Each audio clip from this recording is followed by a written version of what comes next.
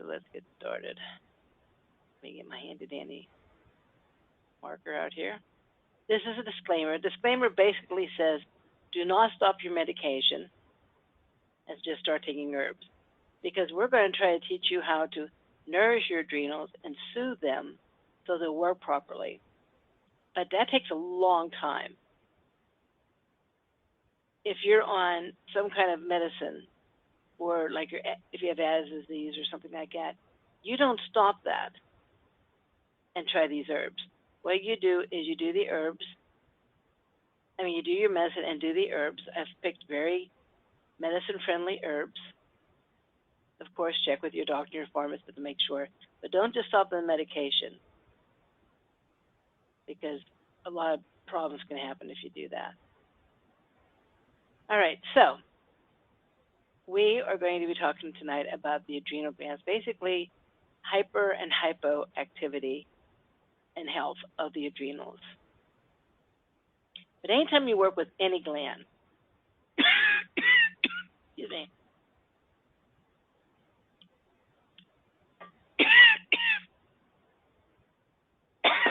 no, I don't have the coronavirus, and you can't catch it either if I do. I decided to take a quick drink and went down the wrong fight. So I apologize. Whenever you work with any gland, this is an adrenal gland, this is a thyroid gland. When you work with any of the glands, they all work like a symphony. Matter of fact, I'll talk about the symphony of the glandular system. They work as a team. One tells another gland, you better get to work, and the gland will do it. Or if one gland can't do it, another gland will try to take over the job. So as we talk, we're going to talk primarily about the pituitary, the adrenals, and the thyroid. Mostly the adrenals, but the other two are really closely related. But realize that any of these could be weak, could cause a problem with the adrenal gland. Okay, let's see here. Joanne will be putting posts in there along the way. If you click on it, matter of fact, I did it the first time. So I just clicked on the link that she put up, and it talks about the adrenal glands. So if you do that and then memorize it, after the class is done, you'll have the links. You can either save them or print them out or whatever. Most of the links that she will probably be putting out there are my links. I give permission to print anything you want to on my website. It is copywritten, but that's only so that I can use it. Then no one takes it and then they get it copywritten and I can't use it. All right, so whenever you work with the adrenals, always, always, always look at the thyroid at least. This is a bicycle bill for two. If you have a bicycle bill for two and the top person is working like crazy and the back person in the back just kind of sits there, this one has to do a lot more work. That's how it is with the adrenals and the thyroid. When one is working really hard, it may be taking over for the job that another one should be doing. Okay, so let's say I want to produce cortisol. Cortisol is one of the hormones that's produced by the adrenal gland. But what happens is the hypothalamus tells the pituitary gland to produce a hormone that goes to the adrenal glands. It tells the adrenal glands to produce cortisol. So if you're having symptoms of a weak adrenal glands or low cortisol, it could be your adrenal glands are doing it, the pituitary, or the hypothalamus.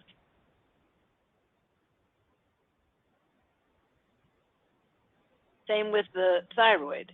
The hypothalamus tells the pituitary gland to nag the thyroid, the TSH, to get to work. We don't get into this too much, but I want you to remember that. If you're working on the things we talk about and you get really frustrated, you say, it's not doing its thing, it might be the chain above it, the pituitary or the hypothalamus. Okay, I like analogies because I'm kind of concrete thinking, and I like to be able to physically visualize what a concept is. So there are 3 levels of consciousness. Everyone knows this. If you're a psychiatrist, they talk about the id, the ego, and the superego. If you are a medical student, they'll talk about the conscious, preconscious, subconscious, or unconscious part of the brain. Everyone knows there's 3 levels of consciousness. The conscious part of our brain is like a RAM. I have 10 gigs of RAM. I think I have 10 gigs, 10 or 100, I don't remember. A lot, anyhow, on my computer. So that's like the conscious part of the brain. Whenever I turn my computer on, I know that all these things are going to bloop, bloop, bloop. All these shortcuts are going to pop up, these icons. And if I want to do like Microsoft Word, I just click on the icon and the program comes up. I don't have to take the CD, put it in the computer, upload it, hit run, and all that stuff like you used to have to when I first. I mean, I've been using computers since you had to put on a cassette player and hit play and record. So things have really changed. A lot of people don't realize how much they've changed, but that's what the RAM is, the shortcut, the icons on your desktop. So every morning when I wake up, I know my name, because that's in my RAM. I know the direction that the bathroom is, because that's in my RAM too. And these things come very easily to me. The RAM part of your computer is usually pretty small.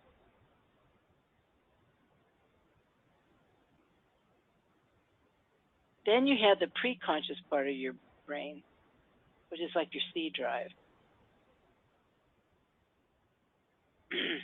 My C drive is 1 terahertz or terabytes or whatever it is, tera something. I don't know. I'm not a computer person with that part, the physical part of the computer. But it's larger. And it's not right there for access, easy access. If I had opened up a Microsoft Word and I wrote a letter, I would store it, not on my desktop, but I'd probably store it in my C drive somewhere.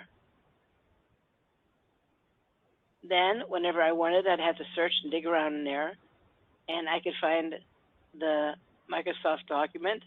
I'd open it up, and I could read it. That's how your preconscious part of your brain is. It has stored memories, but it's not right there you're not thinking about it every day. Like, I don't think every day about the time that my kids and I went to New York for a 1-day trip, and we ended up having to spend the night over there because I miscalculated time. We had a dog we had to sneak into a big dog, a husky, that we had to sneak into a motel room by dressing it up like a person and walking it in. Well, I don't think about that every day. That's not in my RAM. But whenever my kids and I talk about it, then I remember it. It's in there somewhere. There's some things like not too long ago, I guess about 2 years ago, they said, don't you remember we had that plastic hot dog and the dog ate the plastic hot dog? Well, I don't remember that. I do now, but I didn't. I had to search for it. Well, that's what your preconscious part of your brain is. The subconscious or unconscious part of your brain is huge. Huge, huge, huge, huge, huge. It's like the internet. It seems almost limitless. The average person uses between 3 and 7% of their brain. The other 93 to 97% we don't use. That would be like the internet. So although from my RAM to my C drive, I can get information back and forth. I can store it in here, I can take it back up, I can store it, take it back up. But The internet's not connected, and my Wi-Fi. We have no Wi-Fi of our conscious system. So I can't think something and put it in my unconscious or subconscious part of the brain. I don't really have that ability. I can't say something like, I would like for my immune system to be beefed up right now, and put that in my internet, in my subconscious part of my brain. Does everybody understand these three levels of consciousness? Because I'm going to tell you why it's important. Now I told you that, I'll tell you this, I think. Anybody have a problem with it? Okay. Okay, thank you for answering. So our adrenal glands are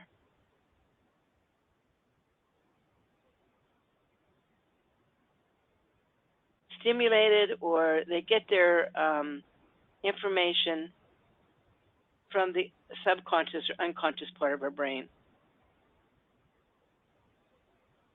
If, for instance, I'm walking down a path and I think I hear a bear,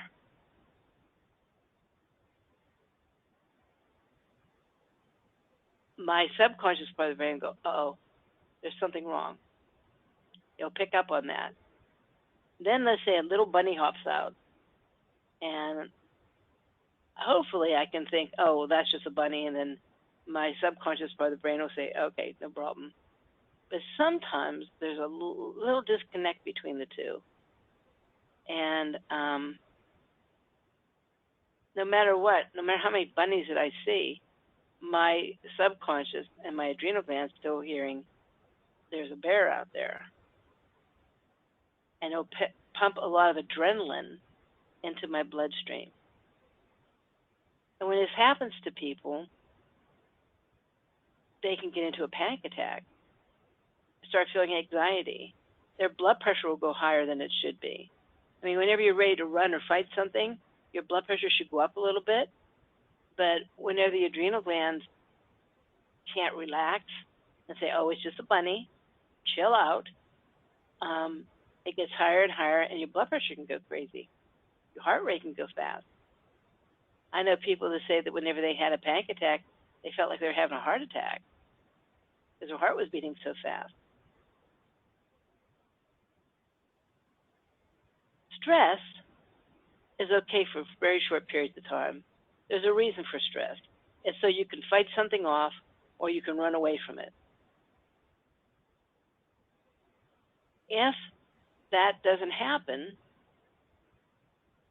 then, if you don't fight something off or you don't run away from it, sometimes the adrenal gland says, there's a problem here. And it keeps producing more and more and more adrenaline. And this is something you're going to hear many times, and I'm doing it on purpose. I don't have OCD anymore. But stress is accumulative. A lot of people say, oh, I'm not stressed now. No, but you went through a really stressful time, maybe a divorce or something, 6 months ago. And the adrenal glands were never able to chillax, to chill out and relax. And it's been heightened, DEFCON 1 all the time. The thinner your nervous system is, the more likely it's going to feel that way. And we have a class on that. Maybe Joanne sometime can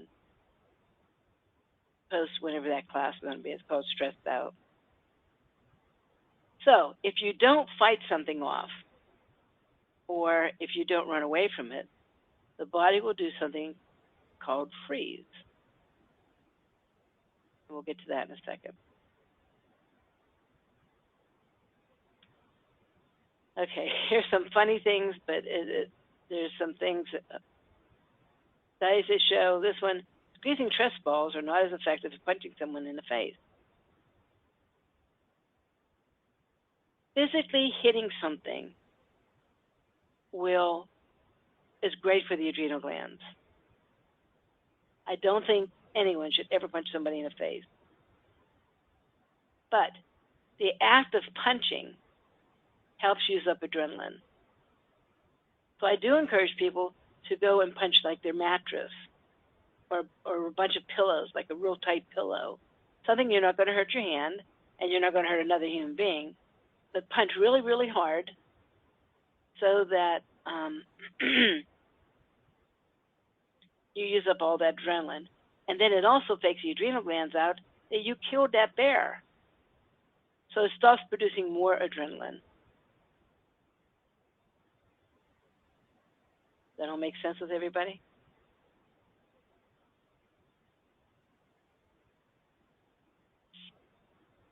If you don't run away or if you don't fight something, then the body will do something called freeze. And there's animals in nature like that too. You know, if you go scare a bear, it's not going to run away from you. It's probably going to tear you up, eat you. If you scare a rabbit, it'll run away like crazy. But if you're driving down the road and you see a deer, and it startles the deer will get what they call stuck in the headlights look. It'll just freeze. Even if you're coming closer, it'll just freeze for a minute. Or a possum. This is really not a dead possum. But when a possum gets afraid, it'll play dead. It just freezes. And there are goats that do the same thing. There's goats that'll faint whenever you are, when it gets afraid. It just faints, passes out and faints. If you don't fight something off when you're working with your adrenals, or if you don't run like crazy, not jog, but run like crazy, like you're saving your life, you will get in a freeze mode. And most people who their adrenals are exhausted get in this freeze mode. They don't pass out, they don't just stand there, but they get stuck in their life. Like someone will say, why don't you go out and apply for a job? Yeah, I am. I know I should. I will. But they don't because they're frozen. Their adrenal glands think, well, you can't protect yourself, so just stay still. Just stay put. And you don't want to move. You can't find passion for anything anymore. These are also signs of awake adrenal glands. Does everybody understand that analogy? If you don't, just ask questions. And Joanne's I'm sorry, what? Oh, sorry, I was just saying people are saying yes, they understand. Okay, good. And one person says yes, they've lost their passion. I know. And that happens a lot. One of the best ways to get over losing your passion is to take something and punch it until you are exhausted, and do that every day, several times a day. Then your adrenal glands will go, wait a minute. We thought she couldn't take care of herself or himself, whichever you may be. But there's some fight in the old gal yet. So let's unfreeze her and see what she can do. So the punching helps. The only bad thing is when you get to that point that you're in the freeze mode, it's hard to punch. It's hard to get the incentive to punch. But if you do it, you know, if you build it, they will come. If you do it long enough, usually the body starts getting some of its oomph back.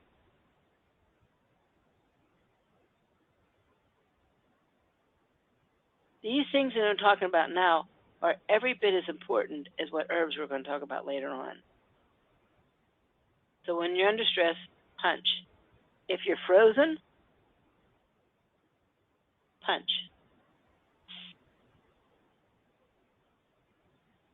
Okay. Any questions?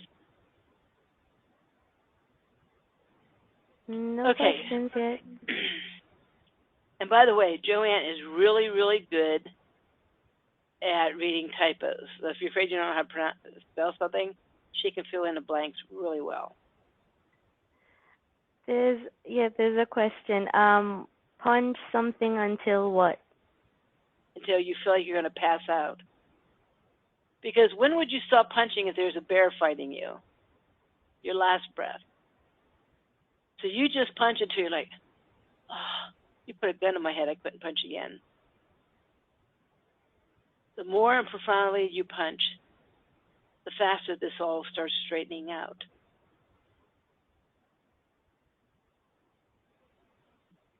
I have a really, really dear friend of mine that is sweet and kind, and when I told him he should punch, he just said, I don't think I can punch. I don't believe in that. I don't want to be that kind of person. I said, if you punch a pillow or a mattress, you're not hurting anybody. You know, and he won't. And he's stuck, and he's a great writer, a great teacher, and he's stuck right now because he can't get over that freeze part. Would chopping wood have the same effect? I don't know. It could possibly, because now doing exercise, like if you ask me doing aerobics, no, that won't help. Going on a bicycle, no, that won't. Like a stay still bikes that you ride, stationary stay still bikes. That's good English. Anyhow, those don't, because it doesn't fake the adrenals out. But the downward motion and hitting hard, yeah, that might work. But you'd have to do it until you're exhausted. So I hope you have a lot of wood to chop. What about hammering something? Again, possibly, but you'd have to hammer a lot. You couldn't just do it for like 2 or 3 minutes. You'd have to do it until your muscles almost hurt. Because remember, we're trying to fake out the adrenal gland that you killed whatever it was causing you stress. And there's nothing wrong with doing that. It's not being subhuman or animalistic or something like that. It is working with the body and faking the body out.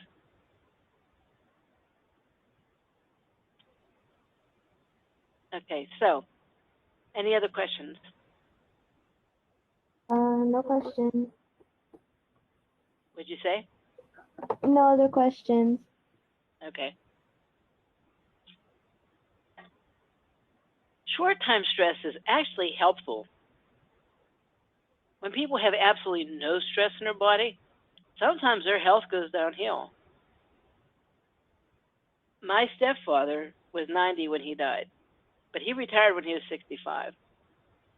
And he just, he did some things around the house, but he went out of retirement because he was losing that waking up and doing something every day. So sometimes he would even say, I'm going to work now, when he was just going down and build something in his, his little workplace. But you need some stress on the body. And I heard it saying this one, I think it was just perfect. If you have a violin and you put a string on it, but you don't tighten it, you can't make music. You need a little bit of tension or stress on that string to be able to make music. Too much stress, and the string will break. So that's what we want. We want enough stress in our life that we can make our music, but not so much that's going to break us. When you do have short-term stress, your body will produce a little bit of cortisol to give you some energy, and it does actually help the body manage stress. The adrenals also produce something called cortisone, which is an anti-inflammatory. They even give you cortisone shots in your joints sometimes. I think that's a very bad thing to do because it can destroy your joints. But whenever your body produces its own cortisone for anti-inflammatory problems, situations, it doesn't destroy the joints. We produce adrenaline from the adrenal glands. Epinephrine and adrenaline are the same thing. Epinephrine is if you get it from a doctor in a shot. Adrenaline is the same hormone that does the same things, and the adrenal glands make it. But it causes your blood circulation to go a little bit better. You're breathing a little bit deeper. You're getting rid of carbohydrates. You're using them up, and you feel good. Usually you feel good with a little bit of adrenaline in your body. Norepinephrine is that fight or flight response. That's kind of like epinephrine on steroids. Under times of long-term stress, androgenic steroids can, if they're in your body long enough, they can change the testosterone level. So if someone's under a lot of long-term stress, they might get built, and like women will get more masculine sometimes. Think of this. Think whenever someone is on steroids, when they want to be muscle builders or something like that. Well, that's kind of what the androgenic steroids do in the body. For men, they can cause baldness, lose the hair in their face. Let's see, I'm doing this backwards. Okay. If you have enough of the steroids, you're hairy. Men are supposed to be hairy. Baldness happens. I don't think you necessarily should be bald, but that happens. If you ever notice, some of the people with the greatest chest hair, like Sean Connery, he had really nice chest hair, and he lost his hair, People typically have deeper voices and are more masculine.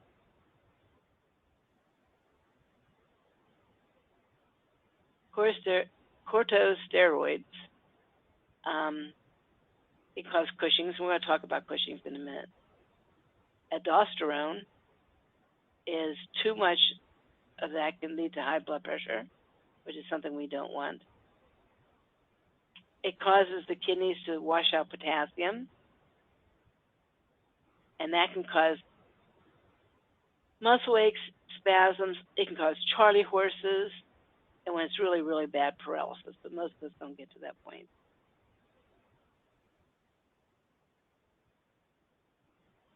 Here's a question. Uh-huh. Sorry.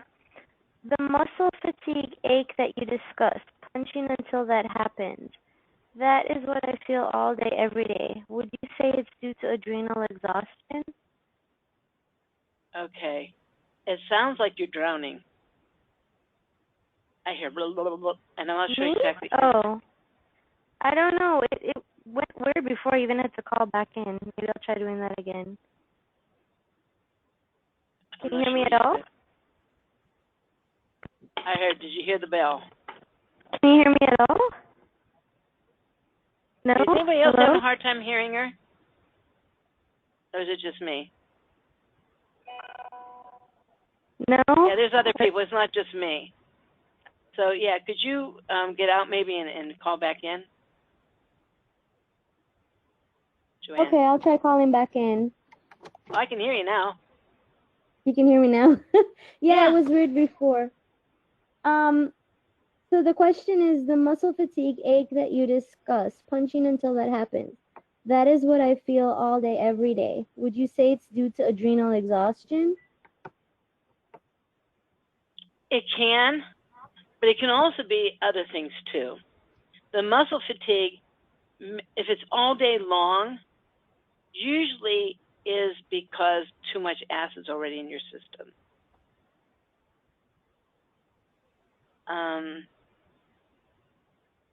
So one thing, just muscle fatigue or tightness alone cannot be absolutely adrenals. It could be other things as well. But if you, as we go through these, if you have 3 or 4 things that are, oh yeah, I have that and I have that, then probably, but one symptom, not necessarily. Okay? And the other question is, how do you lower aldosterone? How do you lower it? My favorite thing to do to lower it is parsley. The 2 main minerals that are needed by the adrenals, actually 3, there's 3 major, is sodium, and we're not talking salt here, we're talking sodium like from celery, from cucumbers, vegetables. Potassium, and I like parsley for potassium, but there's other ones. There's peaches have a lot of potassium, oranges have potassium, things like that. And chromium. And I like only the GTF chromium or the chromium nicotinate. I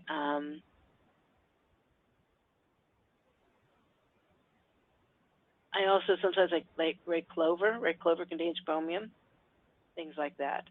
So that's probably the best way. And then stay away from the stay away from's where we're going to get pretty soon. The things that weaken the adrenals, stay away from those as well.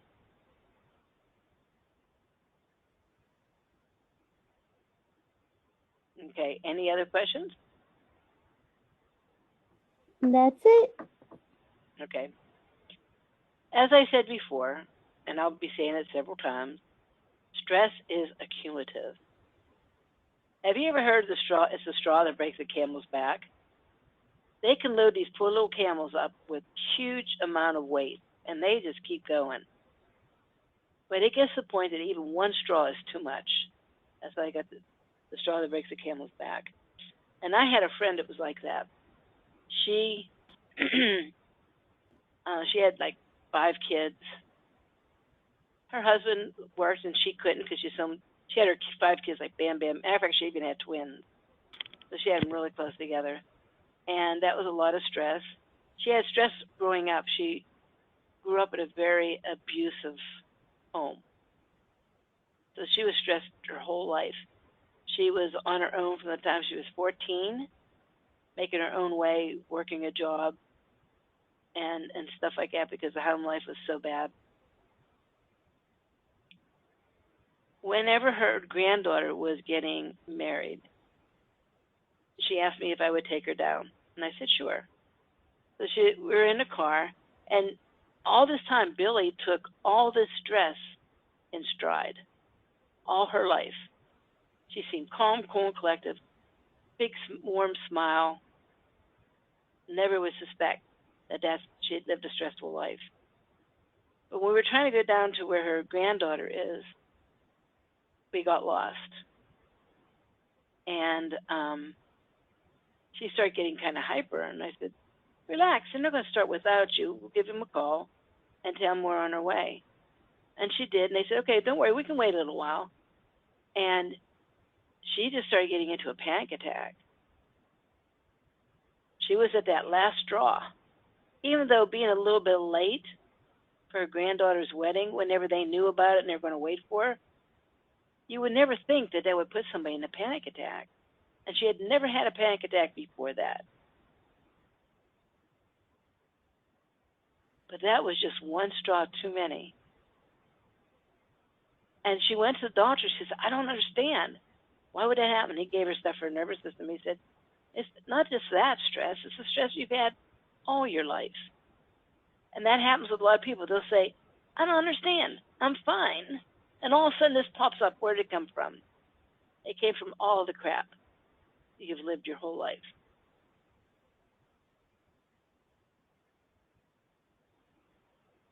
Besides the stress, and most of the stress is emotional, People that have physical stress, like they have to work hard and stuff like that, they're not the ones, it's more of an emotional thing. Emotional stress can put you under quicker than anything. It really can. So anytime you're stressed, punch. If you feel like crying, don't hold it in. That's another thing. Billy never cried. She held it in. She wanted to be tough for her family.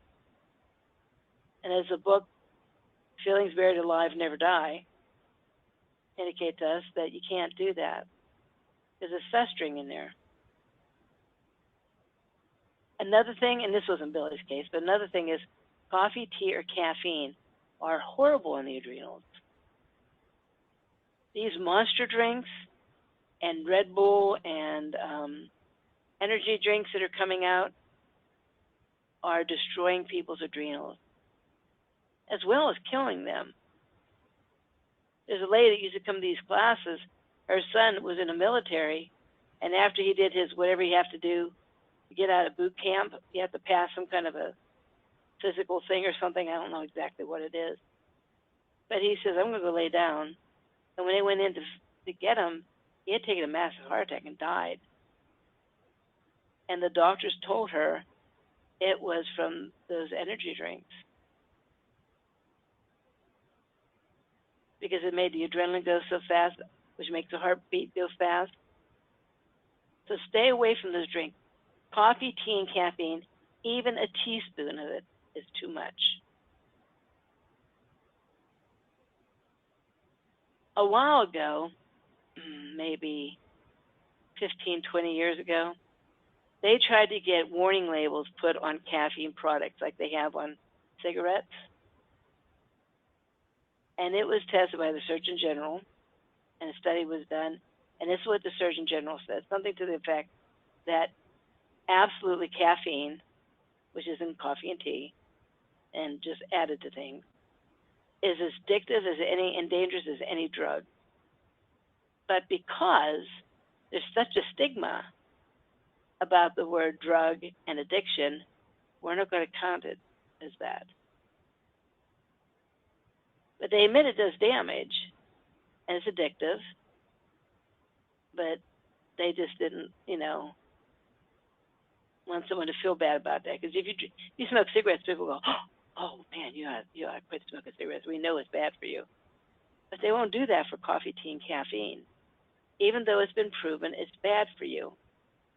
I'd venture to say coffee, tea, and caffeine is even worse for you than smoking cigarettes. Lots of cigarettes are good for you, just that this stuff is even worse. Also, chemical stimulants like Adderall. My son takes Adderall.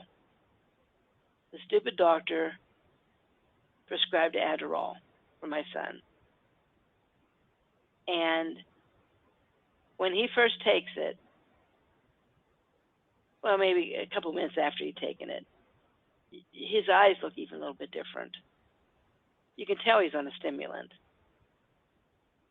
It's doctor prescribed, but that doesn't mean it doesn't mess up your adrenals, because it does.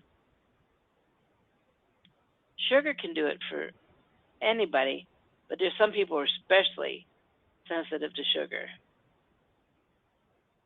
There was a thing that came out not too long ago that doctor says, oh, children are hyperactive, and they said to stay away from sugar. That has nothing to do with it. But they're full of crap. Because my son was hyperactive.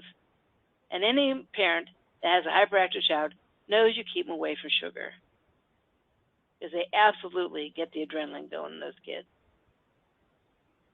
Lacking good nutrients, the good sodium, not the salt, but the good sodium,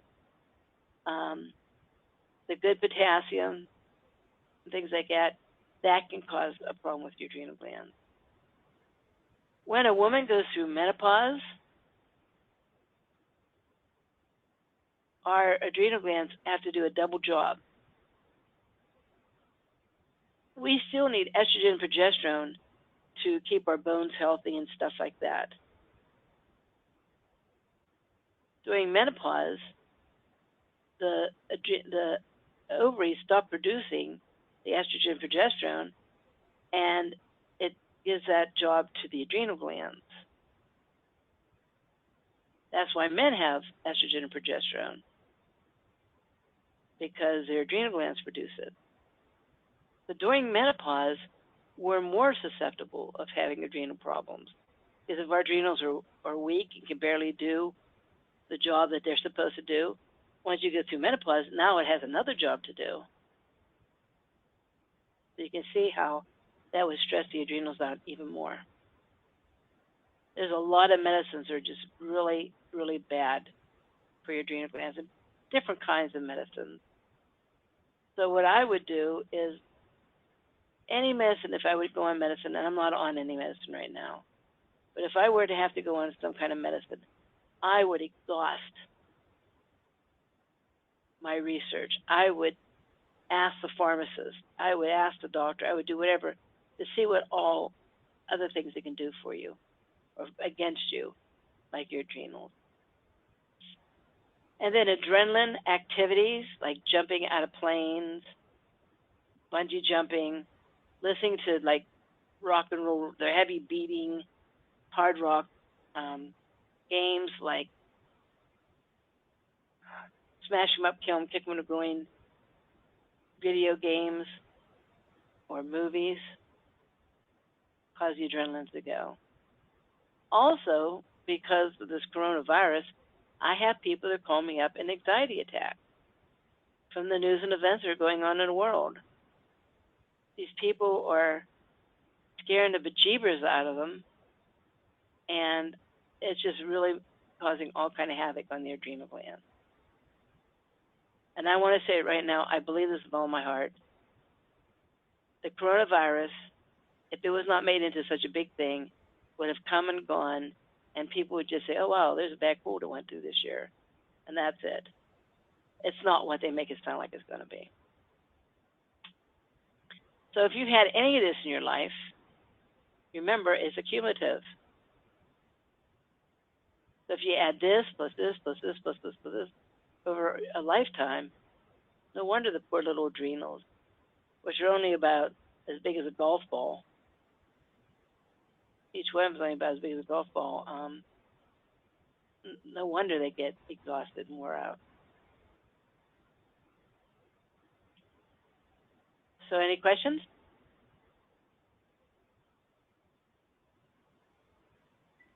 No questions.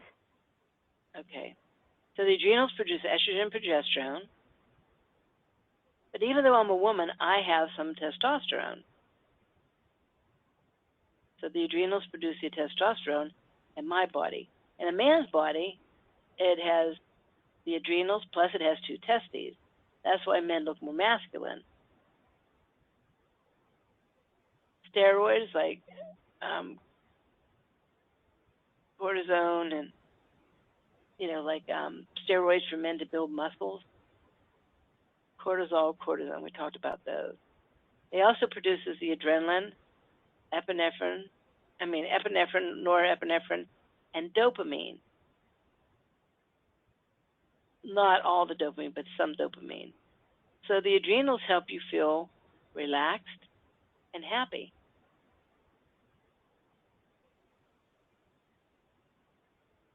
To keep this all under control, there's an enzyme that the adrenal glands produce called aromatase.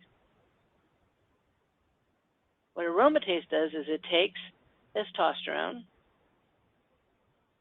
and it converts it into estrogen. The first thing I liked about my first ex-husband, besides he had a hairy chest, I have this thing for hairy chest, is he had this really deep masculine voice. Did you ever hear, I think his name Trace Atkins? Is that a singer that has a deep voice? He has like a long ponytail. Anyhow, I don't remember if that's what his name is. Does anybody know who I'm talking about?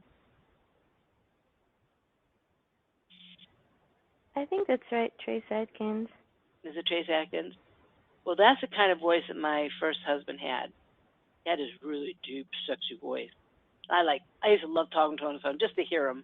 I don't care what he did. He could have read the Constitution in the United States, and I would just love to hear him. And Probably about 10 years ago, he gave me a call because we remained friends. And someone called me up, and I wasn't sure if it was a man or a woman. And I said, "Who is this?"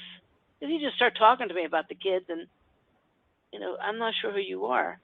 He said, "This is Paul, your husband, your ex-husband." I said, "Oh, my goodness." I said, "Your voice has changed so much." He said, "Yeah, everybody tells me that." And he says, "Not only that," he says, "but I lost all that hair on my chest." He said, "When they test me, they found out my testosterone is really low. And the more testosterone they give me, the worse the symptoms are."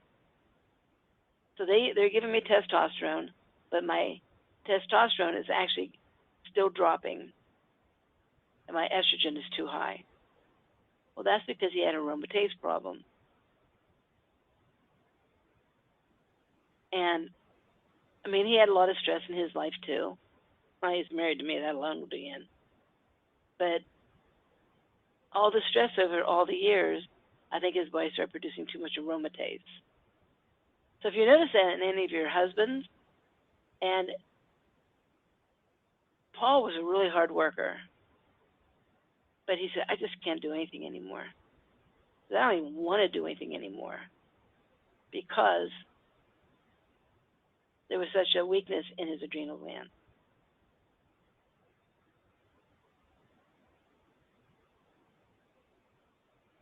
Okay, some of the different kinds of medicines that wake adrenal glands are allergy medicines, histamine, antihistamines.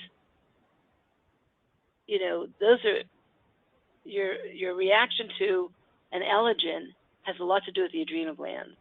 People who have asthma, a lot of it has to do with the adrenal glands. So if you take allergy medicine, antihistamines, things like that, steroids like prednisone, or injected, inhaled, like what the thing they call it whenever you breathe it in your face. They call it inhaler, I think, don't they? And I think they go, and like a mist goes and you breathe it in for asthma. Yes. Any of these things will mess up your adrenal glands because your adrenal glands is going to cause that swelling, and this medicine tells your adrenal glands to knock it off. And if your adrenals get slapped around by that medicine long enough, it doesn't react as well. If you have corticosteroid,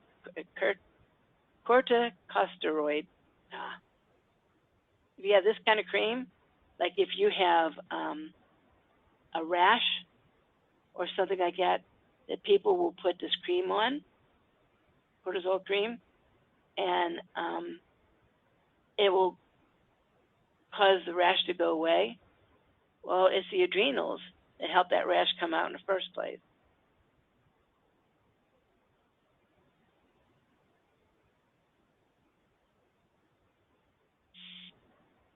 Okay, now this is probably the most important thing we're going to be talking about tonight, right here. Your adrenals, they're really hard for the medical profession to diagnose an adrenal problem. They'll never tell you, "Oh, in 10 years or 5 years, you might have a problem with your adrenals." You're either in the middle of an adrenal crisis or medical tests cannot pick it up because the adrenals bounce back and forth like a pendulum. Let's say this is health. This is hyper, and this is hypo. It will swing back and forth. And if they test you around here, they cannot tell. If they test you and it's around here, they cannot tell. Only whenever it is an extreme hyper state or extreme hypo state do medical tests pick it up. And by that time, your adrenal glands are 90% either stressed out or hyper or exhausted. That's a lot. If your heart worked only 90% of the time, you're dead. if your adrenals only, if your kidneys only work 9% of the time, you're on dialysis.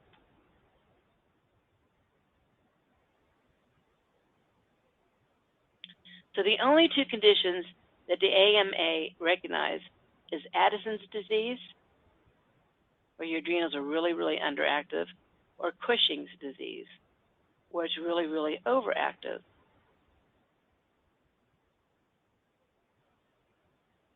Most people bounce back and forth, and they can't really tell what's going on until you're in a health crisis. So I'm going to tell you some things the body's telling you before medical test can pick it up. The best way to tell if your thyroid or your adrenals are working well is by accompanying symptoms. One of the first things is what they call a buffalo hump, where you get like a little fatty hump on your back. You start gaining weight around the trunk of your body, and instead of kind of going like this, like an hour, you start going like this. You stop losing that, and the weight starts filling in here. Your belly will sag. It will get what you call the mother's apron, where the stomach sags down. Maybe not quite that bad. The back of your arms will get heavy, or the inner thighs.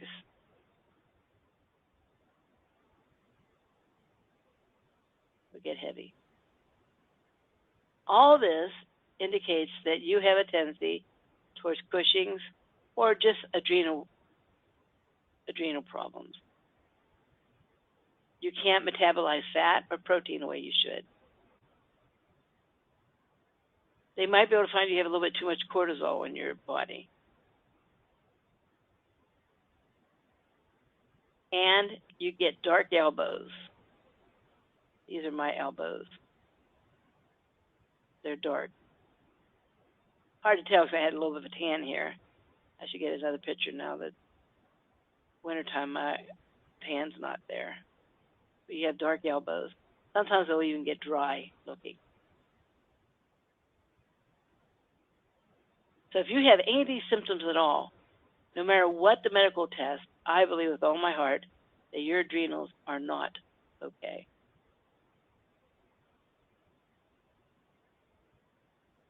But there's other things that happen that are not physical. You might think and think over something like whenever my daughter had this a little bit, and I nicked it in the butt right away. But I remember one time we went to go shopping for her to get a present for her friend. And we only had like $15 or something like that to get something. And she took hours and hours. Okay, I'm going to get this. We go clean up to the thing. Nah, I better not. You know, just drove me insane.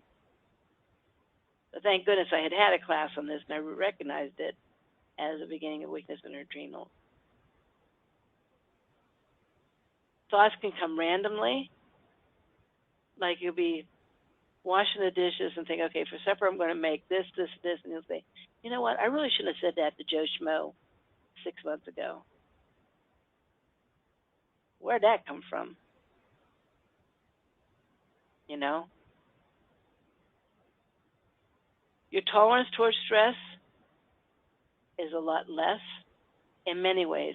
Sometimes it's because you can't handle people who are incompetent or slow. These are the people with the road rage. They're behind someone who's older that's driving 40 in a 45-mile zone. They're laying on their horn. They're looking to where they can pass and, you know, maybe giving them a not-so-friendly gesture. They just have no tolerance towards that at all.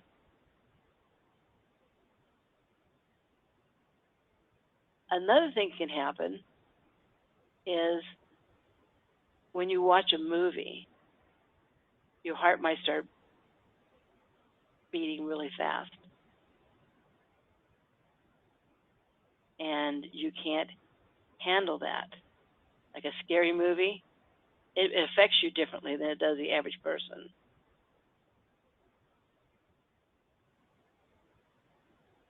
If you have any of those above symptoms, any of them at all, what I would do is I would walk. You don't have to run when you have this kind of thing. Walk. I also probably wouldn't punch as much. If I punched and my heart rate doesn't go down after I stop punching for a couple minutes, you might be beyond that. Your adrenals might be to the point that you can't do that anymore. It's rare, really rare, but it could be. I would also make sure that I eat foods with sodium and potassium. Calcium, like green vegetables and stuff like that.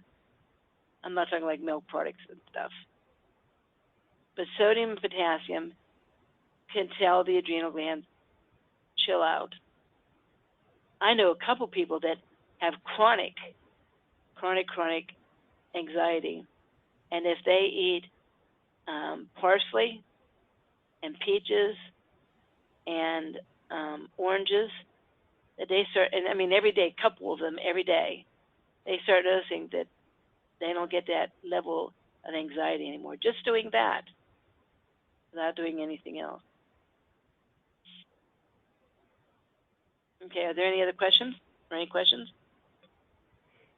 No, someone just said they can't watch a scary movie at all. Because your heart just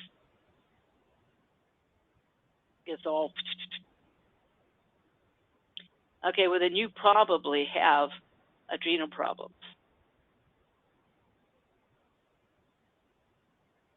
And then I would stay away from that too, if you can. Stay away from scary movies, which most people do anyhow. Now the opposite of Cushing's is Addison's disease. And this is when the adrenals are they're just spent. You end up weak and tired all the time. Your resistance to any disease, any cold, anything that goes through, you get it. That could be a symptom of Addison's disease. Dizziness. They say weight loss, but the people I've worked with that have Addison's, none of them were really skinny. So that's why I put a question mark here. This was in the research that I did, but I didn't find that these people had a lot of weight loss.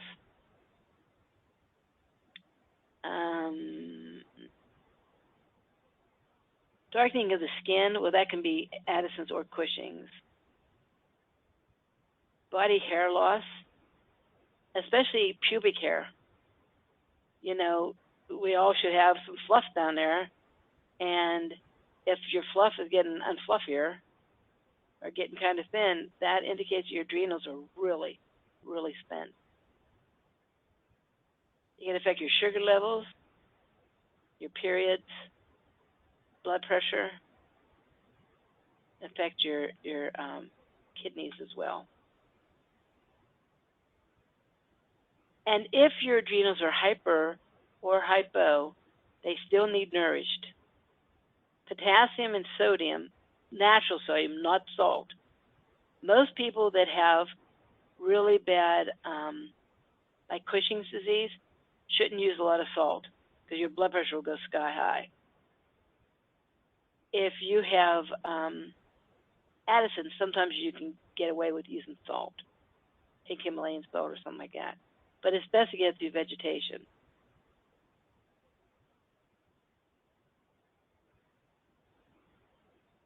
Okay, we're not going to talk about thyroid today. We have a class coming up about the thyroid. Joanne, do you know? I will check. Thank you. But as I said before, they compensate for each other. Whenever your adrenals are weak, the thyroid is going to have to take over some of the slack, and vice versa. Actually, cortisol actually decreases TSH. it kind of angers me that doctors, if they want to see if you have a thyroid problem, the first thing they do is give you TSH test, thyroid stimulating hormone. It is a hormone that's produced by the pituitary gland. So if your pituitary gland is weak, it may not produce as much. But basically, the pituitary gland nags the thyroid with TSH, and the more it has to nag, the higher your TSH, the more it has to nag, the weaker your thyroid is their way of thinking. But if the pituitary is too weak to nag the thyroid, it's too weak to produce no TSH, you may get a blood test for your thyroid, and they'll say it's normal. But it might not be more normal. It might be that your thyroid and your pituitary suck. Or it might be that your adrenal glands are producing too much cortisol, which uses up or shuts off the TSH.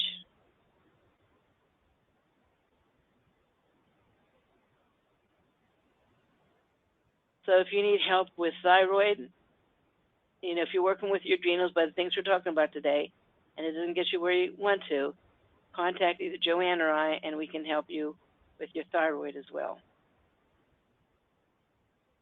Then you could have thyroid problems because you don't have the free, where is it? I don't have it here. It's called free T3. The free T3 is what they should be testing for.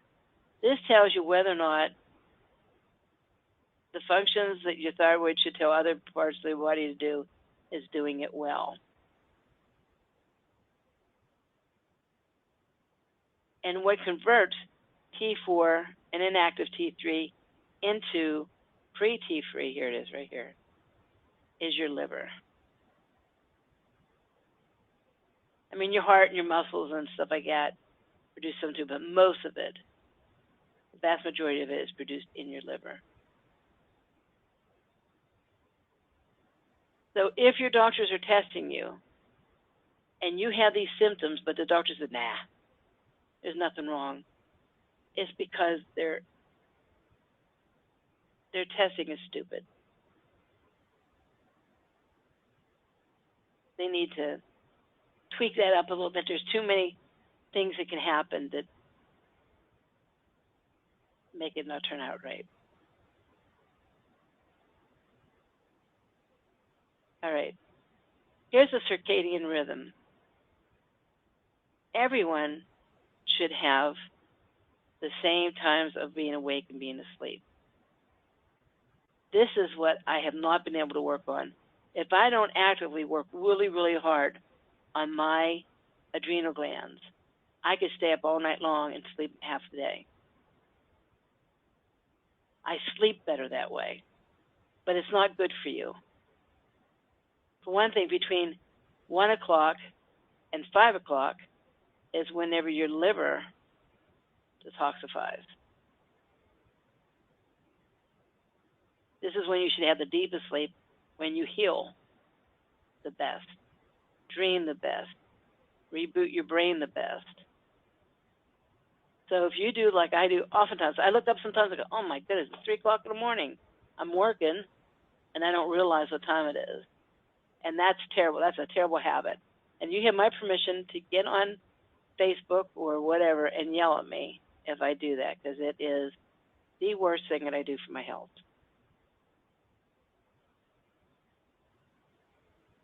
And realize that the body doesn't recognize daylight savings time. So sleeping between 1 and 5 now would be like sleeping what?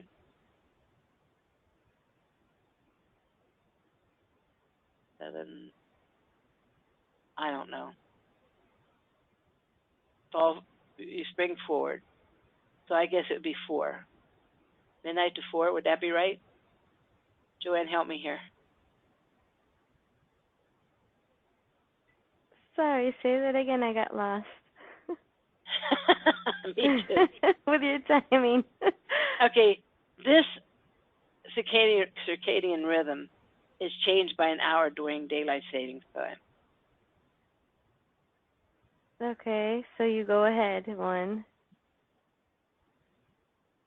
So you mean you should sleep until 6 now? You jump ahead, so 6 would really be 5.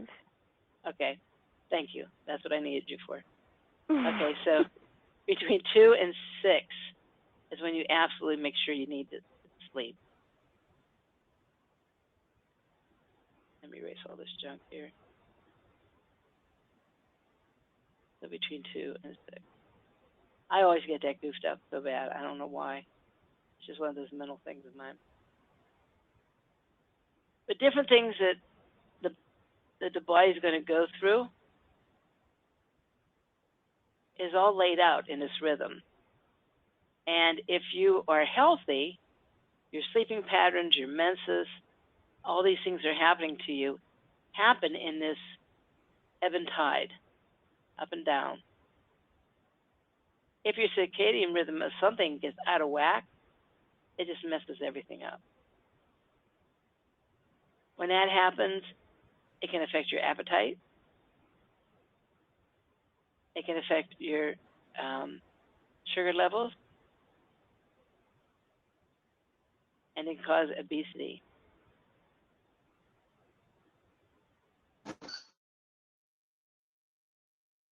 And watching your computer, TV, or having lights can change that rhythm.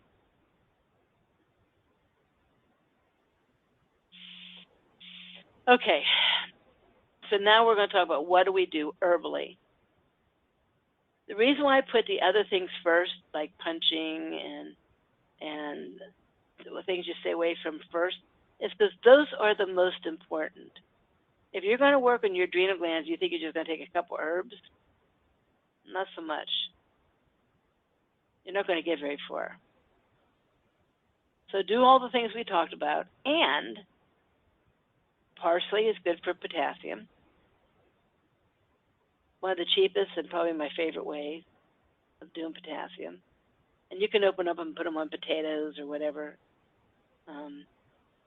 There is something called anxiousness that is supposed to help with your adrenals. Some people love this stuff. I have people that go, oh my goodness, where was this all my life? My life would have been completely changed if I had this anxiousness. Dick and Joy Williams says, we have a happier marriage now because we take anxiousness. I saw nothing with anxiousness at all. And Joanne, you didn't either, right? Correct. Yeah, I have a client who loves it, but it did nothing for me or my husband. Right. So anxiousness, you'll know in a very short time if it's going to work for you or if it's not. I mean, like if you take 4 of them, within an hour or 2, you should feel a difference. If you don't, then it's probably not going to do anything for you.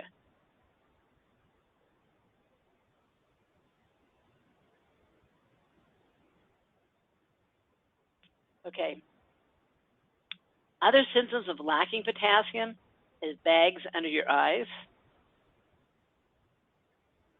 retaining water, especially from the knee down, which could also be heart and stuff, but a lot of times it is lacking potassium.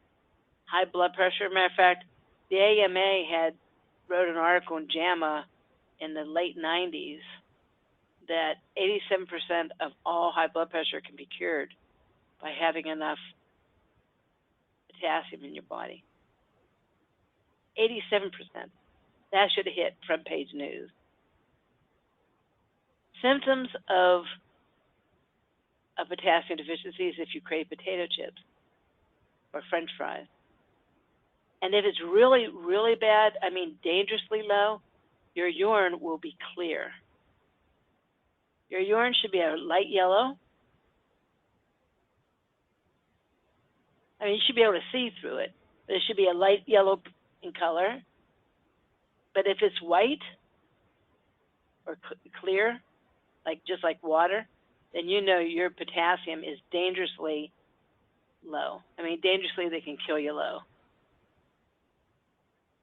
In the summertime, if you have a fever, if you have the diarrhea or throwing up, check your urine, or if your children's urine, like the baby diaper, and make sure there's some color to that urine. If there isn't, that's scary. And I would give them probably orange juice or something that would get potassium in their body right away. There's a question.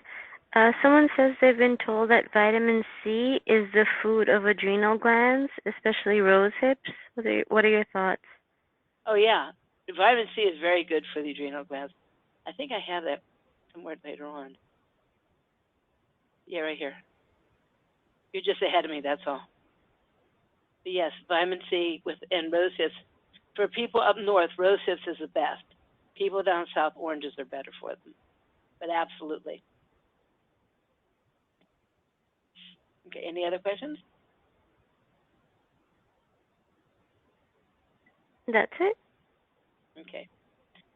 Our pupils should be equal and responsive. Like whenever you put a light in, the pupil should get real small. And then when you take the light away, it should open up a little bit. And they should be even on both sides. Like if it takes 2 seconds for this one, it should take 2 seconds for that one. If, like look at this eye right here.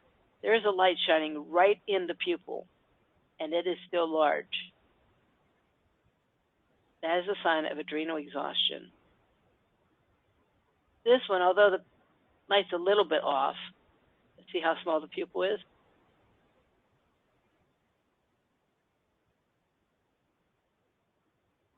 Look how large this pupil is. So those are pupil signs, and this one's huge, of adrenal exhaustion. Typically, when you have a light in the pupil of your eye, the pupil should get smaller. And then when there's not as much light, it should get larger. Sometimes they'll pulsate. The pupils will look like they're breathing. They'll go small to large, small to large, small to large.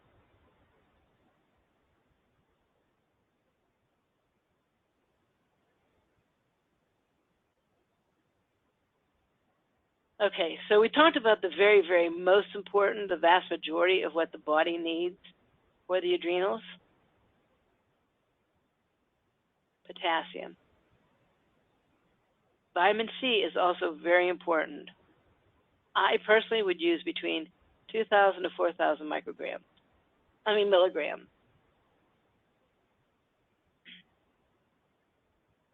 Niacin, B6, and B5 are all B vitamins. And these would help the adrenals as well. When I take 3,000 milligrams, now, you got to be careful with pantothenic acid, which is vitamin B5, because it can burn your stomach. But when I take 3,000 milligrams of pantothenic acid, my sleeping patterns change. I get tired about 10, 11 at night, and I can just jump out of bed at 6:30, 7 o'clock in the morning. So if it's a day and night thing, this is the one that you should take. And anytime I'm out of them, even for a couple days, my pattern starts going back to sleeping lousy again. Licorice root is very good for the adrenals. However, most people have weak adrenals or lacking potassium, and if you take licorice root without potassium, it can make your blood pressure go through the roof. I personally cannot take straight licorice root. If I did, I would probably stroke out. Nature Sunshine does have something called adrenal support for people who have Addison's disease. I would not give it to someone who has Cushing's because it'd work against them. But I don't like it because it has a bovine, which means cow, adrenal gland. I have a question behind it because I would rather nourish the adrenal gland and get it to do its own job rather than to give it a cow's hormone. Mood elevator helps. And mood elevator helps especially when The adrenals are to the point that affects your emotion and that you feel like nobody loves you and nobody likes you.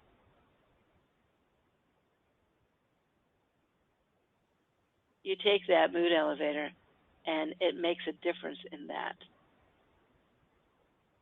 Because, like, I know my kids love me, but when my adrenals get really weak and I start feeling like nobody loves me no more, having a little pity party for myself, I start taking a mood elevator and it goes right away.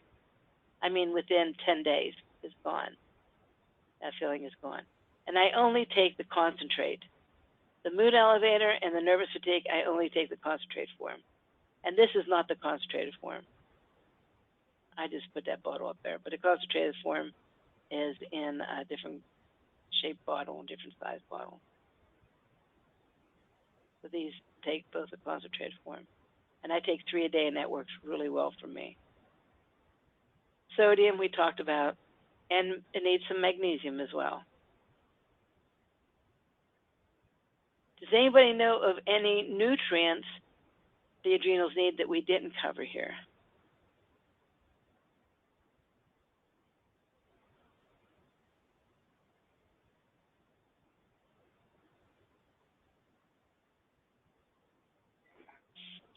There's no comments, but someone did comment that their reflexologist told them that they had adrenal burnout when they touched a certain part of their foot. Right. So, like, let's say this is your foot.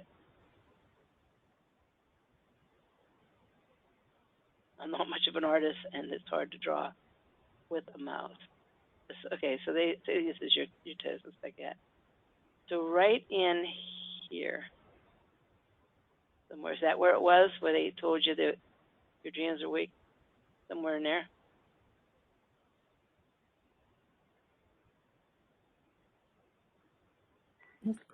She says yes. Yeah. So yes, you can tell that. And you can tell from iridology as well. And if you send pictures of your eyes, really clear picture of your eyes, I can let you know if it's in your iris. And she says CBD oil is good for every organ. Okay, I haven't used CBD oil for adrenals. I just bought some for myself to see. I always try herbs on myself before I try it on other people.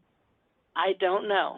So that could very well be. I don't know. Have you used CBD oil for adrenals, Joanne? I've kind of used it. I've used CBD oil, but it's kind of a combination of adrenals and nervous system, and it has helped. Okay, there you go. I can see how it could. I just don't know firsthand. Okay, we talked about the potassium. We talked about the vitamin C. Talked about the vitamins. And I like the liquid B12 complete. It has the B6 and B1 in it as well. And you just stick it on your tongue, you hold it under your tongue. It says 30 seconds. I try to keep it on there as long as I can. Because once you swallow it, the hydrochloric acid in your stomach kind of kills B12 off. Whenever you have it on your tongue, it is absorbed into the blood vessels underneath your tongue, right into the bloodstream, and you get a better results. So that's what I do. Methyl B is also good. It all depends if you have the MTHFR gene, or some people, if you take regular B vitamins, it makes you anxious. So we do have a methyl B as well. And this is my baby right here.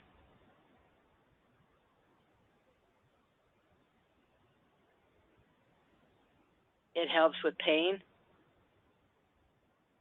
and it helps me wake up in time. Also, something else. The reason why I took pantholic acid in the first place, it was kind of a fluke, and I never remember learning anywhere that pantholic acid is so good for your adrenals or the circadian rhythm. But I had a very bad citrus allergy, when I would eat an orange, even if I peeled an orange for one of my kids, my lips and my eyes would swell. Even if I washed my hands, my lips and my eyes would swell just from, I don't know if the juice or the vapor, or I don't know. And I couldn't eat citrus without my throat feeling like it was going to close up.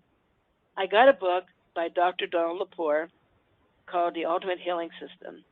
And in there it says, if you are allergic to citrus, try taking pancreatic acid. And I did. I took pancreatic acid for a couple months, I think 3 or 4 months. I don't even remember, but a while.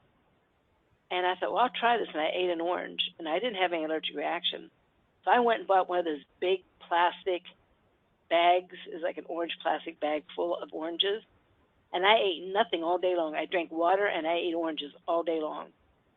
Had diarrhea like crazy the next day. But I did that, and not once had any allergic reaction. All my eyes were fine.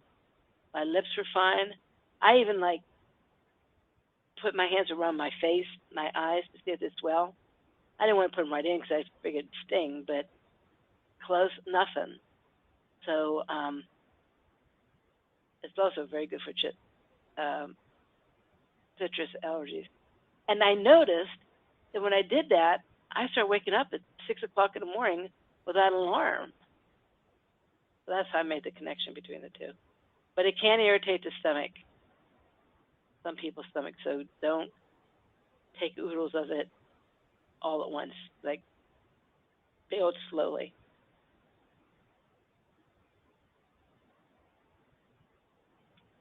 There's also an herb, and I usually like using herbs rather than just taking vitamins and minerals that are isolated. There is an herb called maca, and this is what it looks like here. Of course, the way I take it looks like this. But it does a lot of different things. But it helps the adrenals. The only thing is you got to be really careful. If you have endometriosis, sometimes maca is not the best thing to take. And I was telling my daughter how great I felt on the maca, and she took it. She ended up having twins. Twins don't run in our family. And when I did research, I found out that maca can cause multiple births. Oops. Going back to the pantothenic acid, would it irritate the esophagus? Most of the time, no, because it's in a capsule. And it will go down in past the cardiac sphincter muscle. Unless you have acid reflux, it shouldn't come back up. I wouldn't open it up in something and drink it, just in case.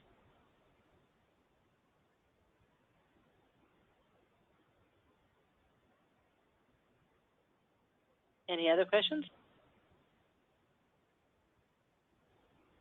No, she says thank you. Okay. Then there's something called Adaptomax. It has ashwagandha, which is like, that's the big thing now, I guess. You know, they always have these things that people go through. Ashwagandha isn't like, I'm not as impressed. But this has a bunch of ginsengs in it, and just overall good herbs. But it's supposed to help nourish the adrenal glands. When I took it, it didn't do anything for me at all. But Victoria Terry loves this stuff. This is her baby right here. She said the difference it made in her health, that her energy was like amazing. Have you ever tried it, Joanne? I have. I'm not sure. I know that sounds strange, but sometimes I think it helps. Sometimes it I'm not sure. I don't really notice any big difference. I noticed absolutely nothing. And I was taking like 10, 12 a day, and I didn't notice anything. But Victoria does. So it depends on your body chemistry and what's going on with your body, you know. Energy V, I used to take, and in the very beginning when my adrenals were a little bit weak, Energy V did give me more energy, but because of licorice root, and I do take some parsley and stuff like that with it, it would make my blood pressure go up, so I just stayed away from it. But I did know some energy with this. I don't know, do they even have energy still? Energy V? I believe they do. I'll double check. Okay. I was just curious if you knew. Licorice root, there's some people I know that their adrenals are just so trashed, they can take straight licorice root. I can't. And I know a lot of people that, you know, their blood pressure just goes whacked. So if you have kidney weaknesses or if you have high blood pressure, I don't suggest this. And if you do try it, I would just take a little bit, you know, like maybe a quarter of a teaspoon or like 10 drops.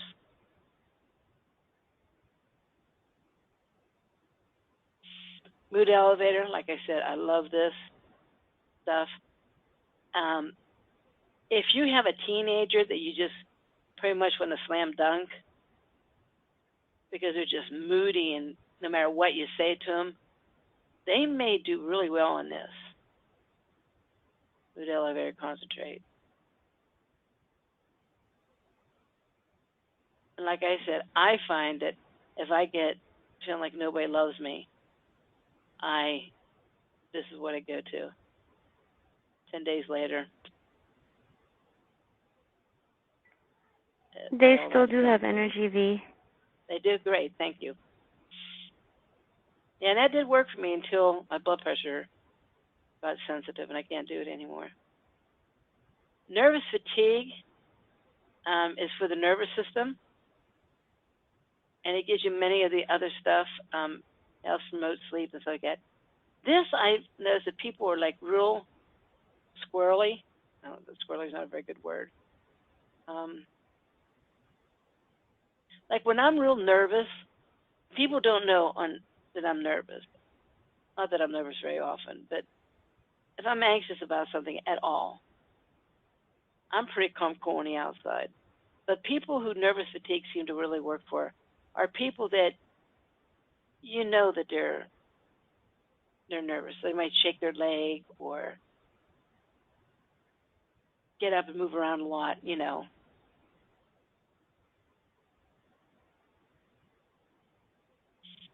Magnesium is helpful. Chromium. Chromium is like the number 3 thing, I would say. It nourishes the adrenals. It's good for the liver.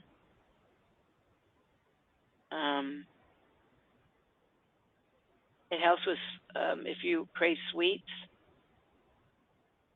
If you crave chocolate only, then you probably like magnesium. If you crave any kind of sweets, Mike and Ike's, hot tamales, lemon meringue pie, those kind of things, just sweets, you're probably lacking chromium. Or breads. If you like really crave breads and noodles, then you're probably lacking chromium.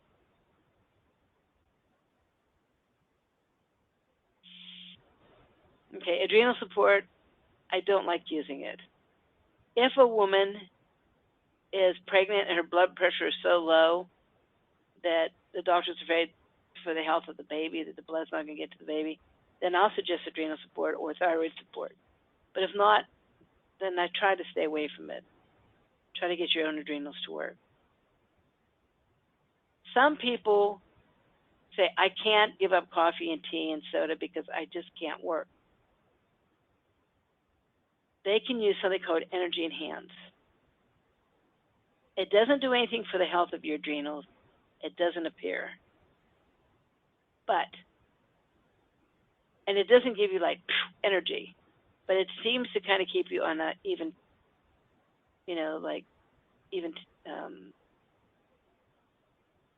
keel, as it were. A lot of people says that they can endure the day They don't have a lot of energy like coffee, but they can do it in the day. And cortisol formula is a dumb formula. It actually, when you hear cortisol formula, I think of it anyhow, as a formula that contains cortisol. It doesn't. It has magnolia in it that prevents the adrenals from producing cortisol. I know people say, oh, my cortisol is really high, what should I take? I'm most embarrassed to say, well, I'll take cortisol formula because it sounds kind of dumb or counterproductive.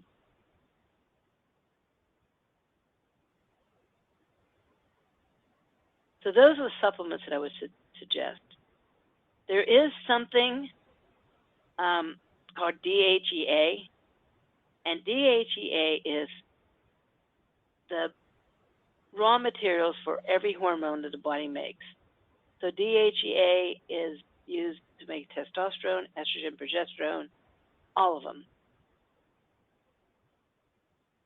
And that's made by the adrenal glands. There's the only thing you have to worry about. Try take DHEA unless you have an autoimmune disease.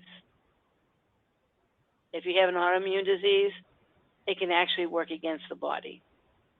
And you can get anxiety and stuff like that. The body doesn't handle it well to do that. And if you take too much DHEA, even if you're a woman, it automatically converts it into testosterone. If someone's adrenal glands are totally and utterly messed up, they may need a little bit of DHEA. But do it very prudently, very cautiously, because it can cause as much problems as well as it can cause benefits.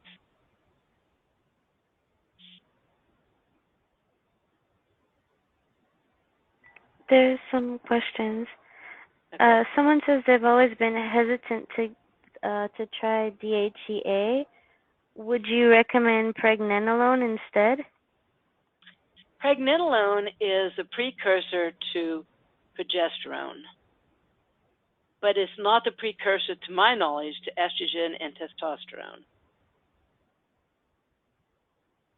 So if you have a progesterone alone deficiency, yeah, pregnenolone, I've suggested it to help build the myelin and stuff like that once in a while. But if it's like you're lacking estrogen or testosterone, my understanding is it won't do anything for that.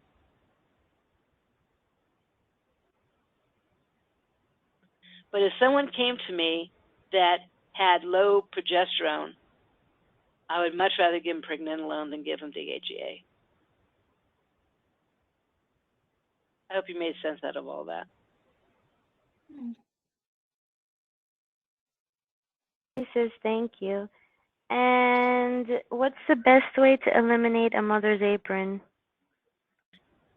Work with the adrenals and the kidney. Because a lot of times that mother's apron fills up with fluid, water retention. So what I probably would do is aggressive amounts of urinary maintenance,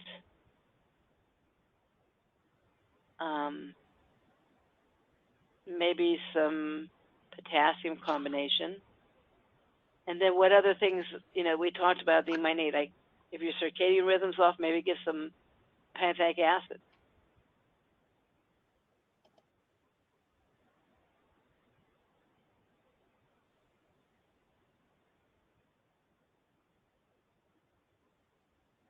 One time, a long time ago, Jonas Yoder, because I have a mother's apron.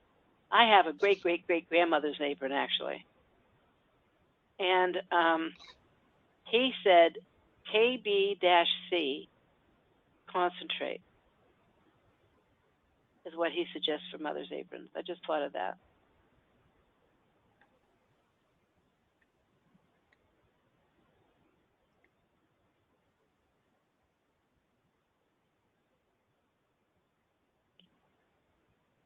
Okay, any other questions? That's it? And the whole time, don't forget the power of punching and laughing. When you laugh, you release stress.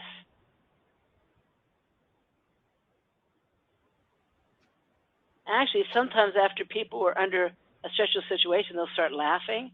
It's nature's way of trying to balance things back out. Okay, it is possible for the adrenals to heal. Remember, stress is accumulative. So often it takes years to work on. I hate working with adrenals. I mean, I will if you guys need me, but it takes forever to notice a difference. And if you stop doing it for a while, you're like going back to square one. You definitely have to cut out all stimulants.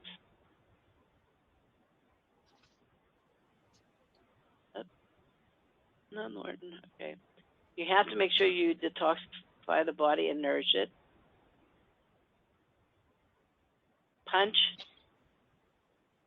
and avoid stress when possible. Rest, love, and laugh. Okay. So are there any questions or anything that you know about the adrenals that we didn't cover here?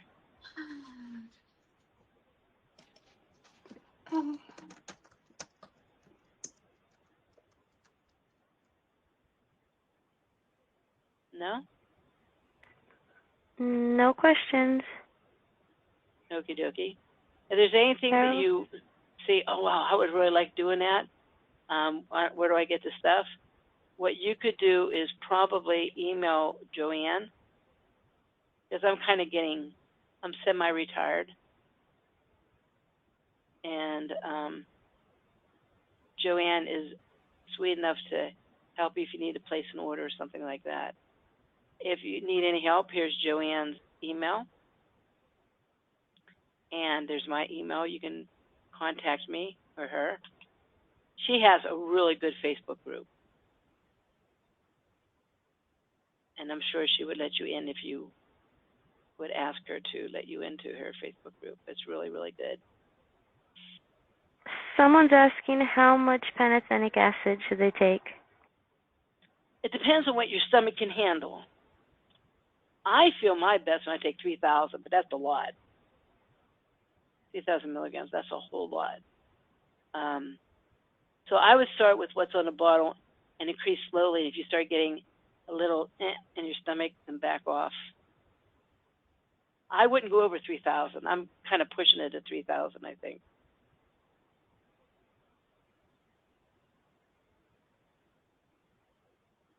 And lots of thank yous. Well, thank you all for coming. And Joanne, what's next week's class, do you know? Next week is gardening. Okay. Something you can do without going out in public. Get a little bit of vitamin D. Usually there's not many people come to that class.